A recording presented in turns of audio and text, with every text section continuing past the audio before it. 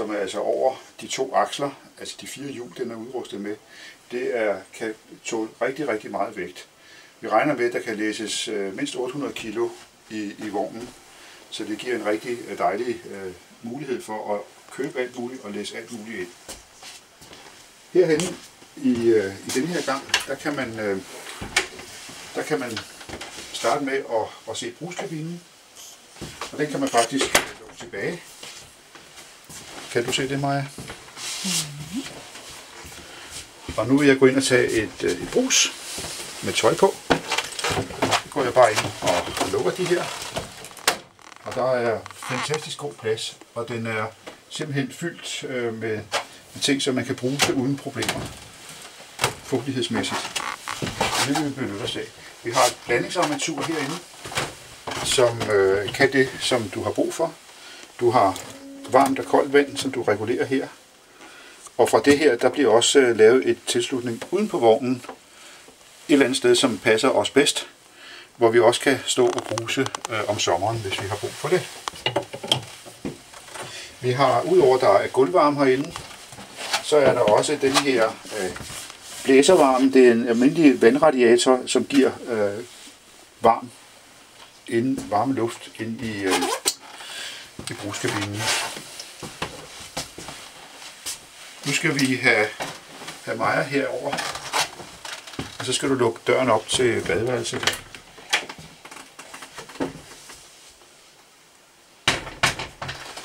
Og så skal du gå ind i brugskabinen. Ja, så skal jeg. Ja, du kan også være der. Ja.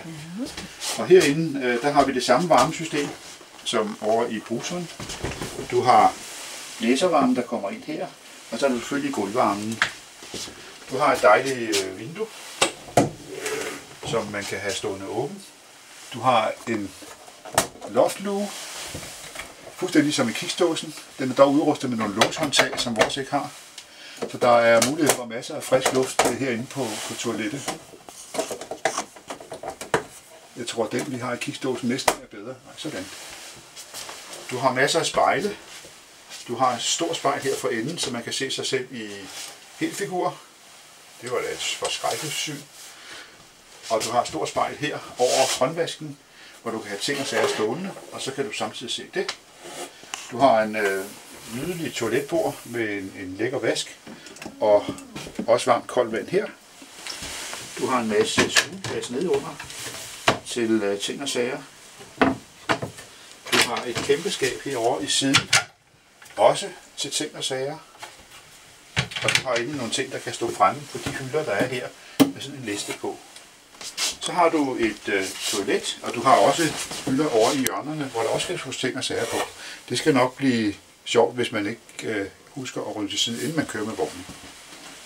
Toilettet er en moderne udgave af det, vi har, altså Tredford, som vi har i kiksdåsen. Og det fungerer jo på den måde, at man lukker bundventilen op. Den her bundventil, kan du se her, den er af metal. Den vi har i kiksdåsen, den er af gummi. Den lukker du så op. Sådan der. Og så er der mulighed for business. Her, der skyller du bagefter. Og så lukker du igen. Du kan dreje toiletskålen afhængig af, hvor du vil have den henne. Så det er meget fleksibelt. Når man så lukker døren ind til sædehistorien og har lukket ind til sovehistorien, så har du altså et pænt stort rum, hvor du kan gå rundt stille og roligt. Der er ikke nogen vinduer ud over det her, som er materet, men du kan gå i privat. Du har 2 loftlemme, en her og en her. Du har masser af frisk luft. Herover der har vi også et tøjskab. Og der er jo så masser af bøjleplads, og man kan have ting og sager her. Og man kan have masser af sko og ting og sager dernede. Og det kan man så gå og hygge sig med, samtidig med at man går og gør det, man gør på et badeværelse. Så det er en kombination af et badeværelse og et påklædningsrum.